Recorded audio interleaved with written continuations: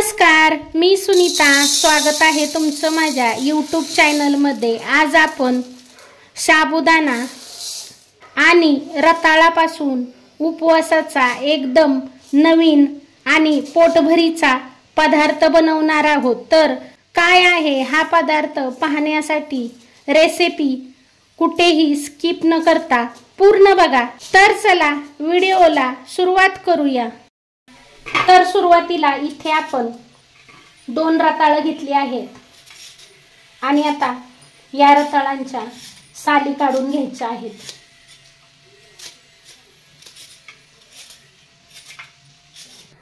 रताळांच्या साली काढून झाल्या की रताळाचा मागचा पुढचा भाग कट करून टाकायचा आहे.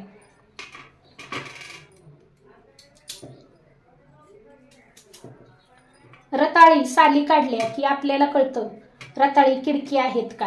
आता ही रताळी अशी तुकडे करून कट करून घ्यायच्यात.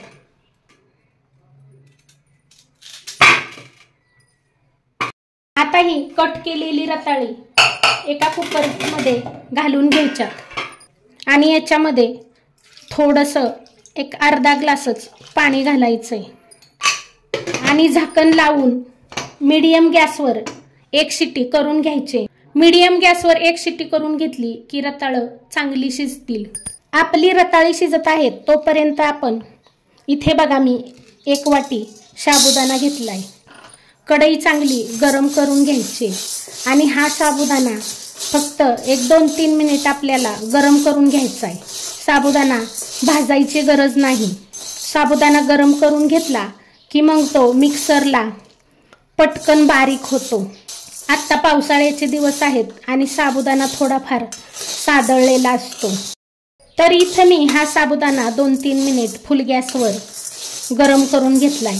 आता हा गरम केलेला साबुदाणा आपल्याला थोडासा कोमट होईपर्यंत वाट बघायची आणि त्यानंतर आपण मिक्सरला हा साबुदाणा बारीक करून घेणार आहोत. इथे आपला साबुदाणा थंड झालाय, थोडासा कोमट आहे. तर आता हा मिक्सरच्या भांड्यात घालून घ्यायचा आहे आणि याला चांगलं बारीक पिठासारखं दळून घ्यायचंय. तर बघा इथे मी हा साबुदाणा अगदी चांगला बारीक दळून घेतलाय किंवा तुम्ही साबुदाण्याचं विकतचं पीठ घेतलं तरी चालेल. आता आपण हे थोडा वेळ साईडला ठेवूया. तर बघा इथे आपली कुकरची 1 शिट्टी होऊन रताळी पण छान शिजलीत. आता ही रताळी आपण एका प्लेटमध्ये काढून घेऊया.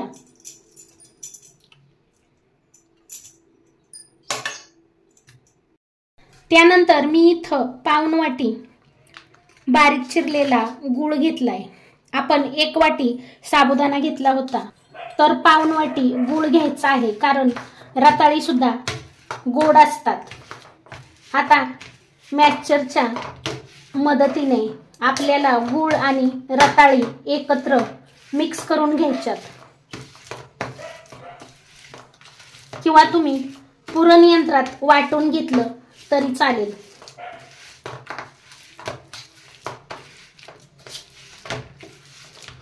खूप छान लागतो बरं का हा पदार्थ. तुम्ही या नवरात्रीच्या उपवासामध्ये नक्की करून बघा आणि पोटही भरतं.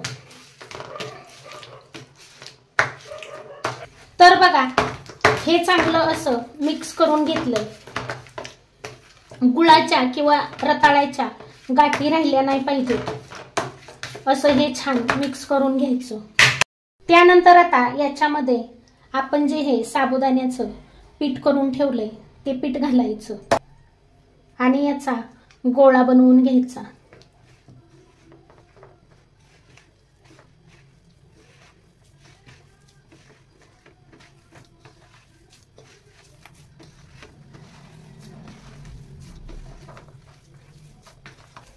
हे पीठ जास्त घट्टही नको आणि जास्त पातळही नको. आपली चपातीची कणिक असते तसं हे पीठ आपल्याला मळून घ्यायचंय, कारण आपण याचा पराठा लाटणार आहोत. असं चांगलं मळून घ्यायचंय. बघा 2 रताळी आणि वाटीभर साबुदाणा हे अगदी परफेक्ट प्रमाण आहे. तुम्ही अर्धी भगर आणि अर्धा साबुदाणा घेऊन जरी मिक्सरला बारीक करून पीठ घेतलं आणि या पद्धतीने पराठे बनवले तरी चालतील। आणि तुमच्याकडे जर उपवासाला भगर चालत नसेल तर फक्त साबुदाण्याचे हे पराठे बनवून घ्या। तर बघा मस्त असा इथे हा गोळा मळून तयार झाला आहे। आता लगेचच आपण याचे पराठे लाटून घेऊया। त्यानंतर आता इथे मी साजूक तूप घेतलं आहे। साजूक तूप थोडंसं हाताला लावून या पिठातील एक गोळा काढून घेणार आहे।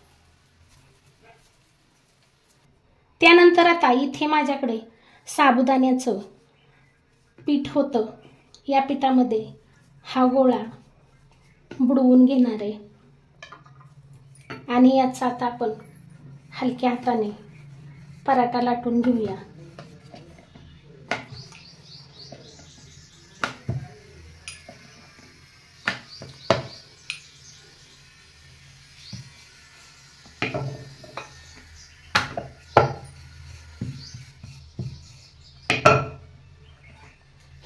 हे पीठ थोडं जाड असतं त्याच्यामुळे पराठा चिरटतो।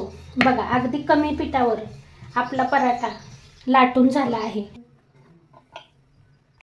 त्यानंतर आता इथे मी गॅसवर तवा अगोदरच तापत ठेवला होता।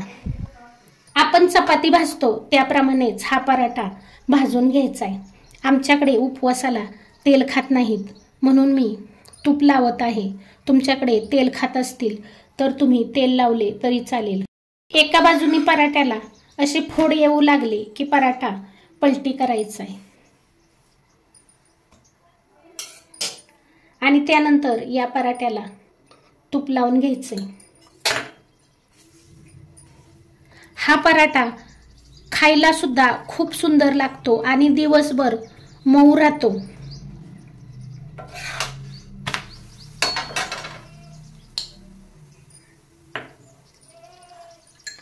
तर ताईंनो दादांनो तुम्हाला माझी एक विनंती आहे, जर तुम्हाला माझी ही रेसिपी आवडू लागली असेल तर याआधी माझ्या चॅनलला सबस्क्राईब केलं नसेल तर प्लीज सबस्क्राईब करा, सपोर्ट करा आणि एक लाईक करायला विसरू नका। तुमच्या खूप साऱ्या लाईक्स पाहून अशा छान छान नवनवीन रेसिपी बनवण्यास उत्साह येतो आणि कमेंट करून सांगायला सुद्धा विसरू नका तुम्हाला माझी ही रेसिपी कशी वाटली।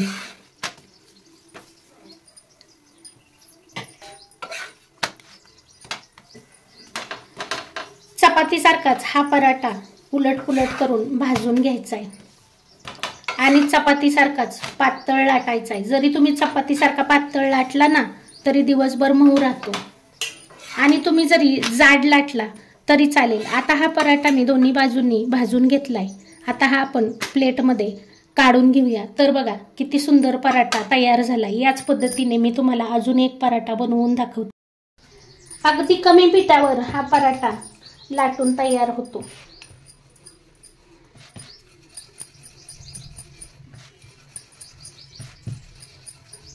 आणि तुम्ही पीठ मळून 10-15 मिनिटे भिजत जरी ठेवलं तरी चालेल।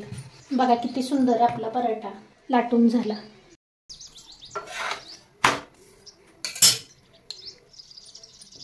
तर या नवरात्रात असे पराठे तुम्ही नक्की बनवून बघा, खायला खूप छान लागतात आणि हे पराठे दुधासोबत खायला तर खूपच छान लागतात। आणि तुम्हाला जरी दूध आवडत नसेल ना तर तुम्ही हे पराठे कोरडे खाल्ले तरी सुद्धा खायला खूप छान लागतात। नेहमी उपवासाचे तेच पदार्थ खाऊन कंटाळा येतो, मग असा माझ्यासारखा हा साबुदाणा आणि रताळ्याचा नवीन पदार्थ नक्की बनवून बघा, तुम्हाला खरंच आवडेल। आणि पुन्हा एकदा सांगते, हा पराठा दिवसभर मऊ राहतो, अजिबातही कडक होत नाही।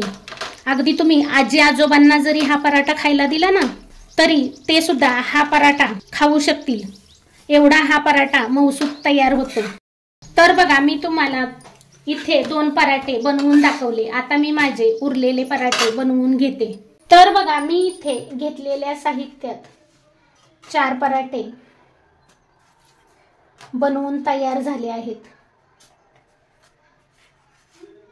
आणि हे पराठे दुधासोबत खायला अतिशय सुंदर लागतात, किंवा तुम्ही हे पराठे कोरडे सुद्धा खाऊ शकता. कोरडे सुद्धा खायला खूप छान लागतात आणि अगदी पोट भरतं एवढे दमदार हे पराठे आहेत. तर आहे ना एकदम साधा सोपा आणि झटपट बनणारा एकदम नवीन उपवासाचा पदार्थ. तर तुम्हाला माझा आजचा हा उपवासाचा नवीन पदार्थ कसा वाटला कमेंट करून सांगायला विसरू नका.